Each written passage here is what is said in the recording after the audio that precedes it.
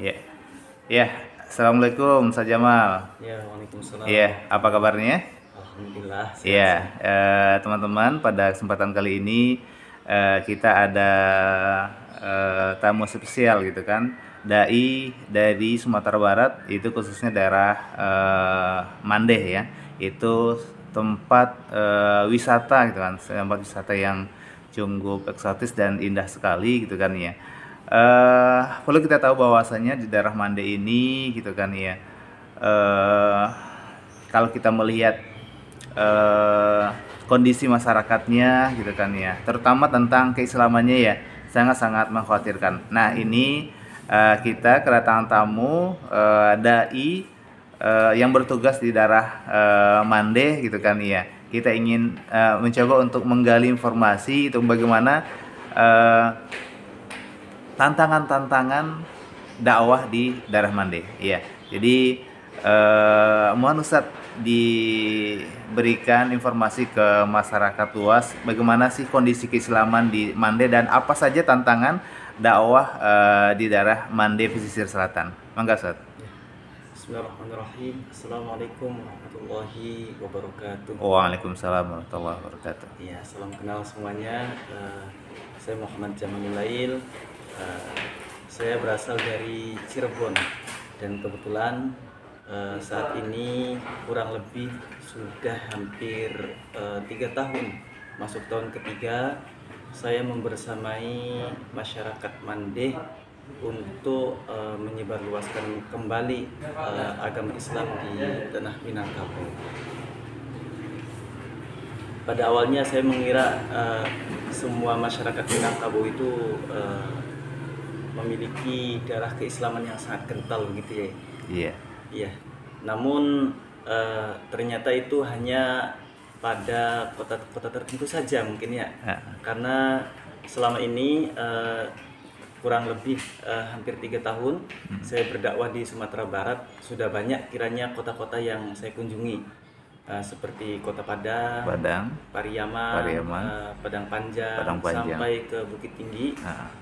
Saya kurang lebih menelusurilah kota-kota tersebut dan Masya Allah itu benar apa yang dikatakan guru-guru saya tentang masyarakat Minangkabau yang luar biasa, sungguh luar biasa keislamannya.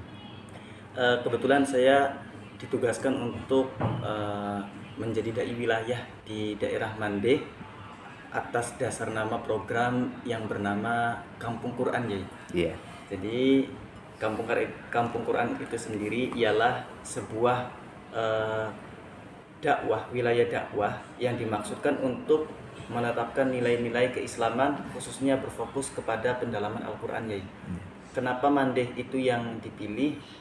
Sebagaimana kita ketahui ya, kalau di daerah Sumatera itu mungkin masih banyak ya daerah-daerah yang agak terpinggirkan gitu ya, termarginalkan, khususnya daerah pesisir selatan. Iya.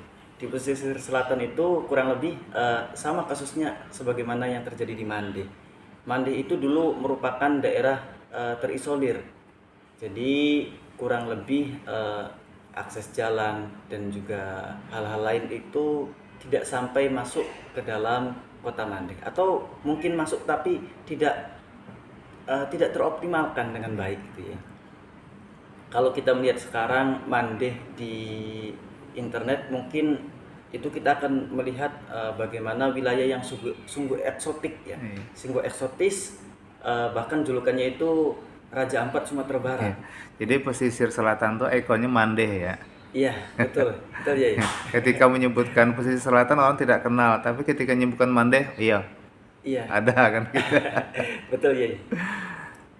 Jadi kurang lebih saya berdakwah bersama masyarakat nelayan. Karena kalau di Mandeh itu mayoritas masyarakatnya, khususnya yang laki-laki itu bekerja sebagai pencari ikan teri, nelayan ikan teri, atau kalau di sana disebut dengan bada. Bada. Iya. Namun ternyata yang baru saya ketahui adalah nelayan ikan teri ini ternyata musiman ya. Oh gitu. Jadi kalau bulannya terang maka mereka libur. Tergantung cuaca ya. Iya, Ya, ini cuaca. Kalau cuacanya terang, ikan apa nih yang muncul gitu kan gitu. Iya, seperti itu kiranya. Jadi mungkin tantangan pertama saya dalam berdakwah itu adalah mengumpulkan masyarakat. Karena seperti yang kita ketahui, kalau nelayan ikan teri itu biasanya memang harus di malam hari. Malam hari. Memang harus di malam hari. Jadi hampir 80% laki-laki di Mandeh itu tidak ada di malam hari. Maka masjid itu kosong. Kalau yang saya pertama kali temui itu ya. Jadi masjidnya kosong. Kemudian saya bertanya, ini kemana semua laki-lakinya? Kemudian dijawablah, oh ini pada ke laut. Jadi masyarakat Mandeh memang yang laki-laki itu sore hari sampai di pagi, kira-kira jam 8 pagi, itu mereka baru sampai ke darat kembali ya. Baru pulang ya? Iya, baru pulang dari melaut. Nah, habis itu jadi terbalik ini, agak terbalik kebiasaannya. Iya, karena mereka tidur di siang hari ya. Jadi hampir selama 3 tahun lebih saya di Mandeh itu tidak banyak berkomunikasi dengan warga. Pada tahun pertama seperti itu ya, kira-kira 6 bulan pertama saya masuk ke Mandeh, memang hampir jarang sekali berdialog dengan masyarakat kaum bapak. Karena kendala bahasa juga ya, gitu kan? Iya, pertama karena kendala bahasa, kemudian kendala masyarakatnya yang tidak ada. Gitu. Iya. Kemudian tahun kedua saya mencoba melakukan beberapa pendekatan ya. Jadi saya selain berdakwah, kalau di sana pertama kali yang saya bangun itu adalah rumah Quran ya. Rumah Quran ya. Iya, rumah Quran itu sendiri. Jadi untuk menstandarisasi bacaan anak-anak, awalnya seperti itu ya. Jadi bacaan anak-anak dalam membaca Quran. Nah, kebetulan kalau yang saya lihat di Mandeh ini cukup banyak anak yang sudah bisa membaca Quran. Ya. Tapi tidak dengan porsi yang sesuai gitu ya. Gitu. Artinya banyak yang standarnya kurang lebih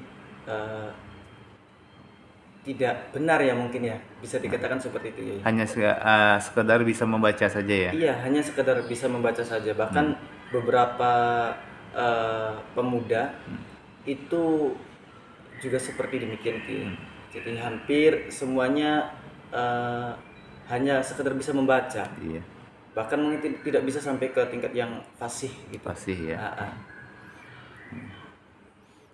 Karena tradisi tradisi yang sudah mulai ditinggalkan gitu kan ya. Iya. Karena waktu dulu gitu kan ya, tradisinya orang Minang, orang Padang itu adalah mereka itu tidurnya di surau, di masjid gitu kan ya. Jadi itulah kesempatan ya mereka belajar agama, baca Al-Qur'an gitu kan ya.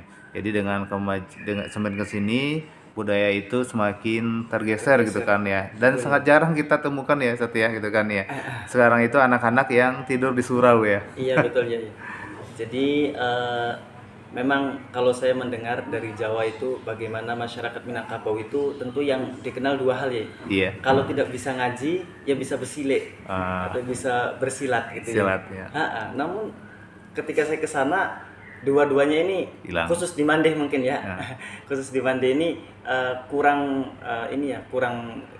baik untuk atau kurang terlihat lah sebagai masyarakat Minangkabau. Kalau yang saya pahami ya, setelah beberapa bulan di Mandeh itu ternyata masih banyak surau-surau. Ternyata di situ banyak surau-suraunya. Iya. Tapi memang tidak ada kegiatannya, tidak ada aktivitasnya. Kosong ya. Iya. Jadi selama ini riset yang saya lakukan bagaimana kemudian masyarakat Mandeh itu hilang arah gitu mungkin ya. Karena tidak mungkin bagi saya seorang yang fakir ini mengajari masyarakat Minangkabau. Tentu tidak itu tujuan saya mengajari masyarakat Minangkabau, tapi mengembalikan kembali fitrah Minangkabau. Kira-kira seperti itu ya.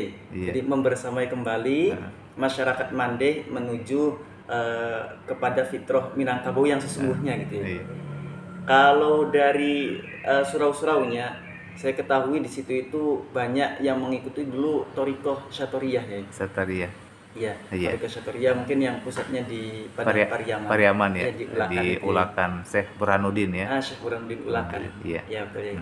Jadi kitab-kitabnya sudah ada di situ itu, tapi memang sangat lama. Kalau yang saya amati mungkin saja dulu ulama tersebut sudah menyampaikan ajaran agama, tapi hanya secara lisan ke lisan. Ya. Jadi masyarakat Minangkabau di Mande itu sudah hafal doa-doa ini, amaliannya memang Minangkabau sekali.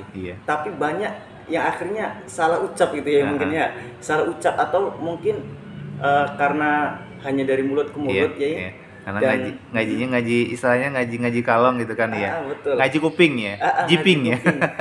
Ngaji kuping gitu. Iya. Jadi mungkin karena ngaji kuping ya, sekedar ngaji kuping, mungkin kan beberapa kalimat salah. Yang pertama kali saya ketahui itu bacaan ya muqallibal qulub gitu. Thabit qalbi, ada beberapa yang menyebutnya thabit kalbi di situ. Jadi saya agak terkejut kan, seperti ini gitu. Ya. Kan ini termasuk ini juga ya Sat ya, karena dialeknya orang Padang juga kan R-nya jadi ra. Bismillahirrahmanirrahim. Dialek juga. Kayak di Jawa kan ain jadi nga. Alhamdulillah robbil ngalamin gitu. Betul ya. Mungkin seperti itu ya. Itu mungkin ketidaktahuan saya awalnya di daerah Minangkabau ini ya. Ya. Kemudian yaitu yang pertama, tantangan dakwah yang pertama itu mungkin dari segi masyarakat kaum bapak-bapaknya ya. Kemudian juga yang saya ketahui ya, setelah 1 tahun lebih di Mande itu akhirnya keluarlah beberapa program. Di antaranya ialah pengajian ibu-ibu. Kita nyebutnya kajian lansia. Iya, karena memang yang ikut itu mayoritas ibu-ibu berusia lanjut. Sepuh semua. Iya, sepuh semua gitu ya. Kemudian kajian remaja, dan kemudian disambung dengan kegiatan taklim di anak-anak. Karena setelah 1 tahun ternyata alhamdulillah respon masyarakatnya bagus, respon masyarakatnya mendukung, sehingga mungkin anak-anak yang pertama kali kita ajarkan itu akhirnya meningkat keilmuannya gitu ya. Alhamdulillah. Ya, jadi setelah 1 tahun di situ akhirnya agak mulai ramai ya. Saya teringat dulu waktu pertama kali tiba di situ, yang ngaji anak-anak itu cuma 3 orang ya. 3 orang. Kemudian bertambah kembali mungkin sampai 15 orang gitu. Tapi tidak urut gitu ya, tidak istiqomah gitu ya. Tidak istiqomah. Jadi ternyata masyarakat Mande ini memang yang menjadi masalah terutama sekali adalah kesadaran masyarakatnya ya. Jadi orang tua itu masih mikirnya kalau mengaji ya sudah, kalaupun tidak ya sudah gitu ya. Jadi tidak ada dorongan dari orang tua ya, gitu kan ya. Diserahkan ke anaknya gitu kan. Jadi sering sekali tuh ya, masalah-masalah sepele akhirnya mereka tidak jadi berangkat, dan juga akhirnya menyebabkan ketidakistiqomahan itu menjadi berkembang gitu ya. Ya, krimis sedikit itu tidak berangkat. Kemudian anak-anak itu kalau sudah kelas 5 SD itu sudah membantu ayahnya ke laut gitu ya. Jadi masih banyak sekali fenomena atau anomali-anomali yang terjadi di masyarakat Minangkabau di daerah Mande itu sendiri ya. Kemudian tantangan selanjutnya yang saya temui selama berdakwah kurang lebih masuk tahun ketiga ini di Nagari Mande adalah masalah yang terpecah belah gitu ya, antara kaum suku ya. Suku-suku itu ya. Betul. Kebetulan saya ketika masuk di masyarakat Mande ini itu didampingi seorang datuk dari kaum Jamba. Bahkan beliau pun sekarang itu menganggap saya anaknya. Jadi saya memanggil beliau ayah saja gitu. Beliau dari kaum suku Jamba gitu ya. Jadi sudah ada sudah punya kekuatan dan perlindungan dari pemuka adat ya. Iya betul ya. Iya. Namun rasanya ya justru itu yang kira-kira agak kemudian menyulitkan itu ya. Karena ternyata antar suku ini dengan suku ini kadang-kadang masih banyak terjadi kekacauan gitu ya. Terjadi perselisihan. Yang menjadi pemicu adanya pertentangan atau kekacauan di antara suku ini apa? Kalau itu saya kurang begitu mengetahui ya. Gitu. Karena sebagaimana masyarakat Minangkabau pada umumnya, ketika permasalahan itu kita menyebutnya dengan istilah apa itu, pemufake apa, mufakat ya, bermufakat antara nenek mama. Jadi kiranya saya sebagai orang yang luar gitu ya, bisa dibilang luar itu tidak bisa menyelidiki lebih dalam tentang masalah-masalah itu, karena itu urusan nenek mama nagari. Pemuka-pemuka adat ya. Jadi sekarang sudah berapa saat ininya siswa atau santrinya, binaannya gitu kan ya? Alhamdulillah sekarang ini kurang lebih terdapat 90 santri di kami yang masih dalam tahap tahsin. Oh, tahsin ya. Iya. Dan kira-kira 25-an santri yang sudah lanjut ke jenjang tahfidz gitu ya. Alhamdulillah selama 2 tahun lebih ini kira-kira pencapaian terbesar anak-anak itu bisa tahfidz lah. Jadi gitu. Memang masyarakat juga agak sedikit mengakui ketika anak-anak akhirnya sampai menghafal sekian juz, maka timbullah keramaian di situ ya, membludak gitu ya. Saya sendiri sebetulnya apa ya, kewalahan ya, karena menurut saya agak kurang optimal gitu ya, ketika seorang guru muridnya banyak sekali dan Quran itu bukan kajian yang hanya kita sebarluaskan, tapi harus kita konfrontasikan dengan membaca tilawahnya gitu dan memahaminya Iya betul ya. Oke. Nah kemudian kalau di ibu-ibu itu sekitar ada 40 sampai 50 ya. Alhamdulillah pengajian ibu-ibu. Untuk ibu-ibu itu khusus kita mengkaji lebih dalam mengenai fikih-fikih ibadah ya. Oh, fikih ibadah ya. Seperti cara bersuci, kemudian sholat, puasa dan sebagainya. Apalagi di masyarakat Minangkabau khususnya di daerah Mande ini itu masih banyak, hampir setiap rumah itu memelihara anjing ya. Iya, iya. Karena itu anjing itu sebagai ini ya, kita kan ya. Apa namanya? Kebiasaan orang-orang Padang itu berburu babi ya. Betul ya. Iya, karena kan sebagai olahraga bagi mereka kan gitu. Iya. Ada apa namanya, kepuasan tersendiri gitu. Betul. Ya, kalian kita kan tahu ya orang Padang atau orang Minang itu kan rata-rata kan Islam kan ya. Ya, jadi kerjaannya olahraganya buru babi gitu kan. Babi yang ketika dapat ya babinya dibiarin begitu saja gitu, bukannya untuk dimakan. Iya. Jadi saya mengamati fenomena-fenomena yang unik seperti ini baru pertama kali ini sebagai pengalaman yang sangat berharga bagi saya, khususnya untuk berdakwah bersama masyarakat Mande ya. Jadi memang itu agak menarik ya. Terlebih ketika saya melihat gitu masyarakat hampir setiap rumahnya memelihara anjing, bahkan tidak hanya seekor gitu ya. Ada yang sampai 4 ekor. Jadi mereka bagi tugaskan ternyata anjingnya. Ada yang menjaga ladangnya, ada yang menjaga area persawahan. Karena memang untuk di daerah Mande ini sendiri memang dasarnya pesisir, tapi langsung tebing-tebing gitu. Perbukitan gitu ya. Iya, pengalaman yang luar biasa dakwah di daerah pesisir, khususnya daerah Mande ya. Ya, semoga Ustadz ya senantiasa diberikan kekuatan, keteguhan dan istiqomah ya di dalam dakwah di daerah Mande gitu kan ya, sehingga masyarakat yang ada di sana senantiasa tercerahkan dan kembali mengenal agamanya gitu kan ya. Selama ini gitu kan ya hanya sekadar Islam KTP saja gitu kan, tapi